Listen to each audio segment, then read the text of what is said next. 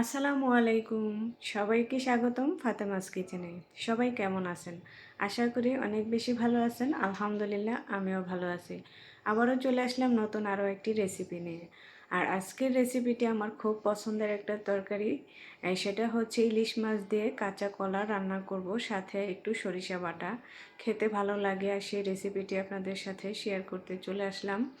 এখানে আমি কাঁচকলা কেটে ধুয়ে সিদ্ধ করে নিচ্ছি। আর সিদ্ধ করার সময় আমি অল্প একটু হলুদের গুঁড়া লবণ দিয়ে সিদ্ধ করে নিচ্ছি, তাহলে কলাটা সিদ্ধর পর কিন্তু আর কালো হয়ে যাবে না। এখন আমি চলে যাব রান্নাতে। রান্নার জন্য আগে মাছগুলো ভেজে নেব। এখানে আমি ইলিশ মাছ হলুদ মরিচ লবণ দিয়ে মেখে নিলাম। আর প্যানে আমি আগে তেল বসিয়ে রেখেছি, তেলটাও গরম হয়ে গেছে। এখন একে একে মাছগুলো দিয়ে ভেজে নিলাম। মাছগুলো ভাজা দেখানোর আর কিছুই নেই, সেজন্য দেখালাম না। মাছটা নামিয়ে নিলাম। এখন অন্য একটা প্যানে আমি মাছ ভাজার তেলগুলো দিয়ে দিলাম। আর তেল দেওয়ার সাথে সাথে দিয়ে দিলাম কিছু পরিমাণে পেঁয়াজ কুচি। আর পেঁয়াজটাকেও আমি হালকা একটু ভেজে নেব। আর এখানে আমি একটু বলি যে কাঁচকলাটা কাটার পর কিন্তু কালো হয়ে যায়, তখন আমি একটু হলুদের গুঁড়া দিয়ে 5 মিনিটের মতো ভিজিয়ে রেখেছি। আর এখন এখানে দিয়ে দিচ্ছি মশলা সব ধরনের অল্প অল্প। আর এখানে আমি যেটা দিলাম সেটা হচ্ছে সরিষা বাটা।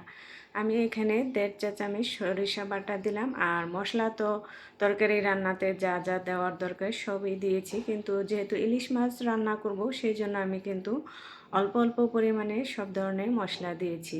আর মরিচটা খুবই কম দিয়েছি, কারণ আমি কাঁচা মরিচ ব্যবহার করব। আর এমনিতেও কাঁচকলা রান্না করলে বেশি পরিমাণে মরিচ মশলা ব্যবহার করলে কালারটা নষ্ট হয়ে যায়, সেজন্য অল্প মশলা দিয়ে রান্না করব।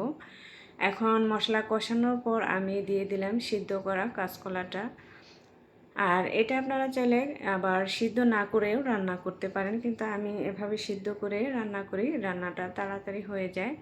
আর এখন এখানে আমি একটা টমেটো দিয়েছি, 4-5টা কাঁচামরিচ একটু ফালি করে, আর ভেজে রাখা মাছগুলো দিয়ে দিয়ে দিলাম ঝোলের পানি পরিমাণ মতো। আর আজকে আমার রেসিপিটি আপনাদের কেমন লেগেছে অবশ্যই কমেন্ট করে জানাবেন। আর ভালো লাগলে যারা ফেসবুক পেজ থেকে দেখবেন তারা আমার পেজটা ফলো করবেন। আর যারা আমার ইউটিউব চ্যানেলে নতুন তারা আমার চ্যানেলটিকে সাবস্ক্রাইব করে চ্যানেলের সাথেই থাকবেন।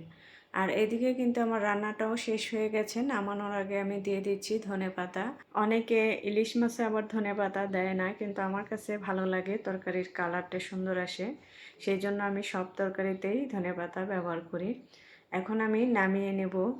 এখানে আমি একটা বাটিতে এখন সম্পূর্ণ তরকারিটা নামিয়ে নিচ্ছি। দেখতে পাচ্ছেন মাশাআল্লাহ কতটা সুন্দর হয়েছে, আর খেতেও খুব ভালো হয়েছিল। এই রেসিপিটি আপনারাও ট্রাই করে দেখবেন, আশা করি ভালো লাগবে। আর আজকে এই পর্যন্তই। সবাই ভালো থাকবেন, সুস্থ থাকবেন। আল্লাহ হাফেজ।